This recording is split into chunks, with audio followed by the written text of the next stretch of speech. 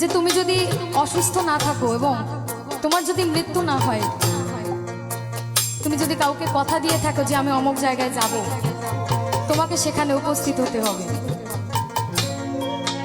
গতকাল আমি আমার এক ভাইকে হারিয়েছি।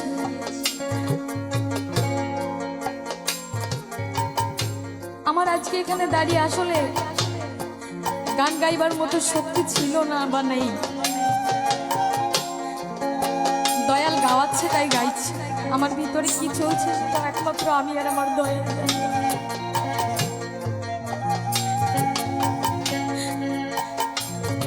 আপনারা শুদ্ধ ভক্ত সোনার মানুষ, আপনারা আমার ভাইটির জন্য আশীর্বাদ করবেন। তার যে এই যে অপমৃত্যু হলো, কত আকাঙ্ক্ষা ছিল মনের ভিতরে যে আমি বড় হব, আমি ওইটা করব সেটা করব, কিছুই পূরণ হলো না। সে তার সেই অপূর্ণ ইচ্ছা অপূর্ণ আশা নিয়ে এই পৃথিবী ছেড়ে চলে গেলেন, আমাদেরকে সকলকে কাঁদিয়ে চলে গেলেন। আপনারা সকলে তার জন্য একটু ঠাকুরের কাছে প্রার্থনা করবেন, সে যেন আমার দয়ালের চরণ পায়, সে যেন ভালো জায়গায় স্থান পায়। তাই আপনারা শুদ্ধ ভক্ত, আমার সাইজেই ভক্তের উদ্দেশ্যে কি বললেন? আমি বসে আছি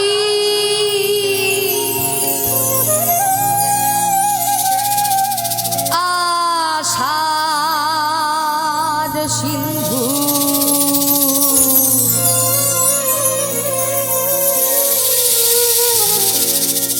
কুলে সদা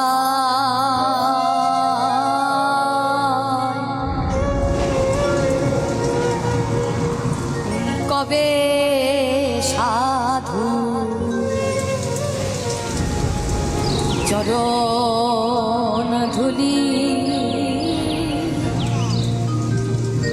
মোর লাগবে গায়ে, কবে সাধু ওই চরণ ধুলি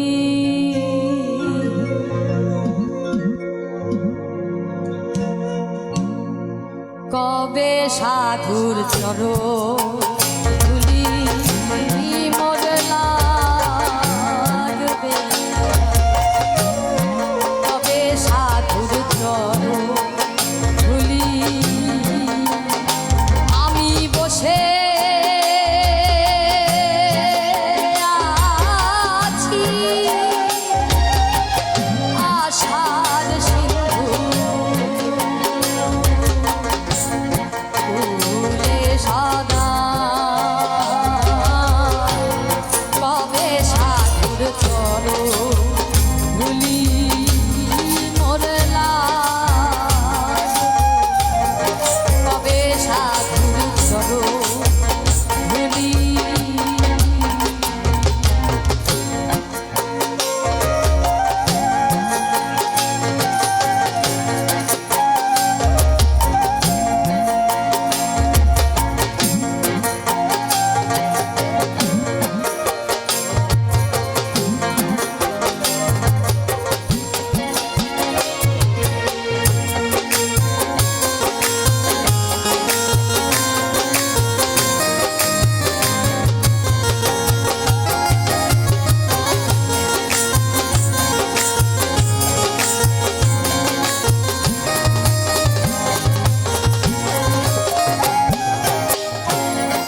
চাতক যেমন মেঘের জাল বিনে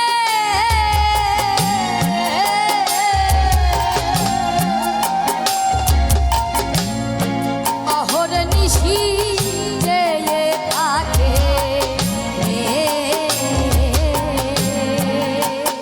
হিয়ালে,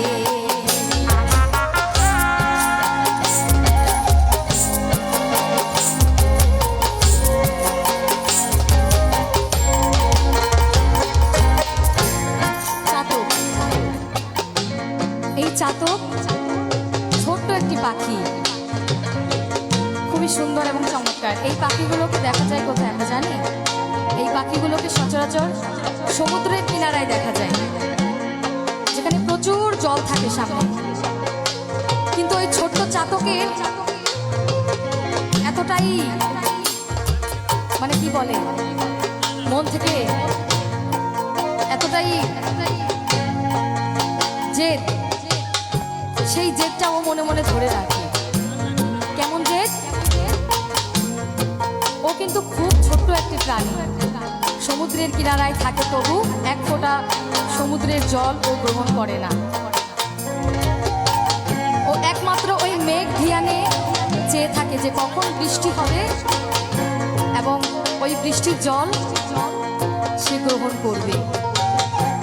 অনেক সময় দেখা যায় সমুদ্রের কিনারায় চাতক পাখি মরে পড়ে আছে, ওর এতটাই জেদ ওই বৃষ্টির জল ছাড়াও গ্রহণ করে না। তাই আমরা মানুষ জাতি, আমাদেরও মনের ভিতরে জেদ রাখতে হবে। আমরা যদি ষড়রিপুকে বশ করতে পারি তাহলে আমরা বা আমাদের দ্বারা ভালো কিছু করা সম্ভব। তাই এবার আমার সাইজি কি বললে, চাতক যেমন মেঘের জাল দিলে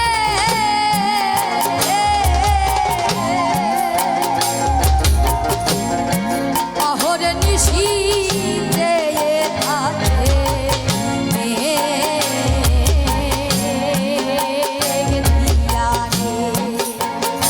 তোমার তৃষ্ণায় মৃত্যু গতি জীবনে হলো ওই দশা আমার।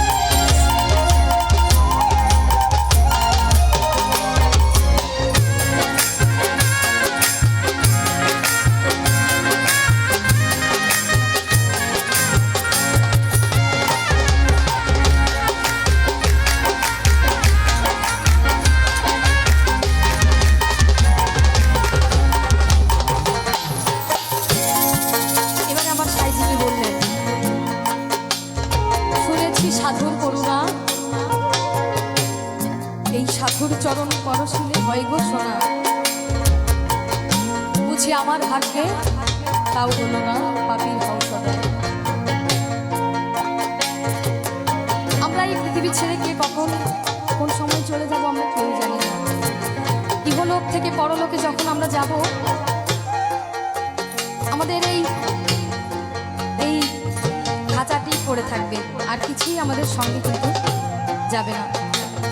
যতই বাবা মা ভাই বোন আত্মীয় স্বজন বন্ধু বান্ধব আমরা খুঁজি না কেন, দেখি না কেন, কেউ যেতে পারবে না আপনার সঙ্গে। আপনি এসেছিলেন একা, আপনাকে চলে যেতেও হবে।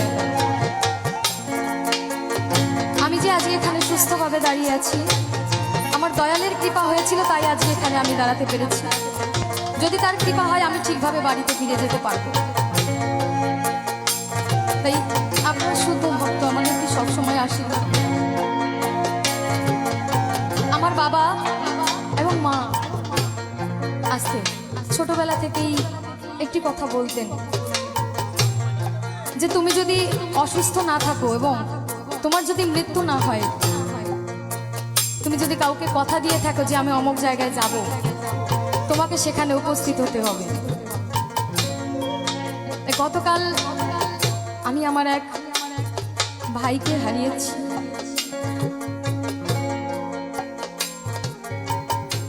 আমার আজকে এখানে দাঁড়িয়ে আসলে গান গাইবার মতো শক্তি ছিল না বা নেই। দয়াল গাওয়াচ্ছে তাই গাইছি। আমার ভিতরে কি চলছে সেটা একমাত্র আমি আর আমার দয়াল।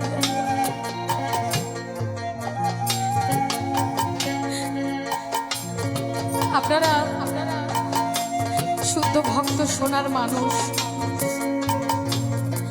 আপনারা আমার ভাইটির জন্য আশীর্বাদ করবেন। তার যে এই যে অপমৃত্যু হলো, কত আকাঙ্ক্ষা ছিল মনের ভিতরে যে আমি বড় হব, আমি ওইটা করব সেটা করব, কিছুই পূরণ হলো না। সে তার সেই অপূর্ণ ইচ্ছা অপূর্ণ আশা নিয়ে এই পৃথিবী ছেড়ে চলে গেলেন, আমাদেরকে সকলকে কাঁদিয়ে চলে গেলেন।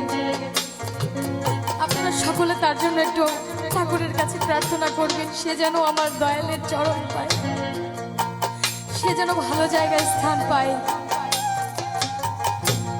তাই আপনারা শুদ্ধ ভক্ত আমার সাইজেই ভক্তের উদ্দেশ্যে কি বললেন গাইছি। শুনেছি সাধুর করুণা,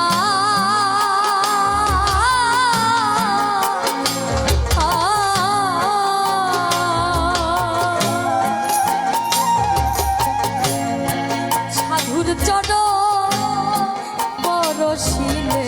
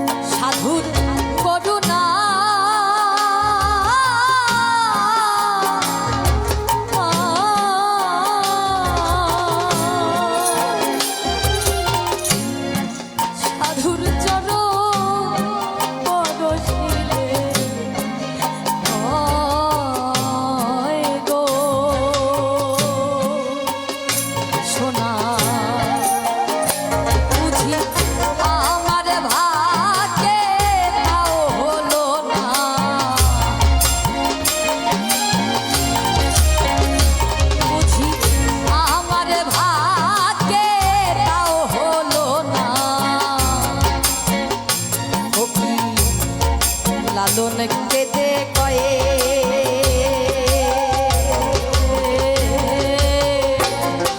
কবে সাধুর চরণ ধুলি মোরলা, কবে সাধুর চরণ ধুলি।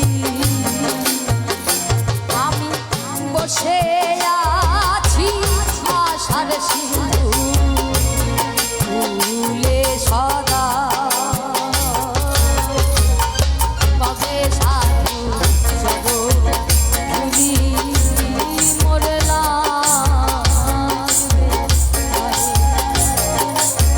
সার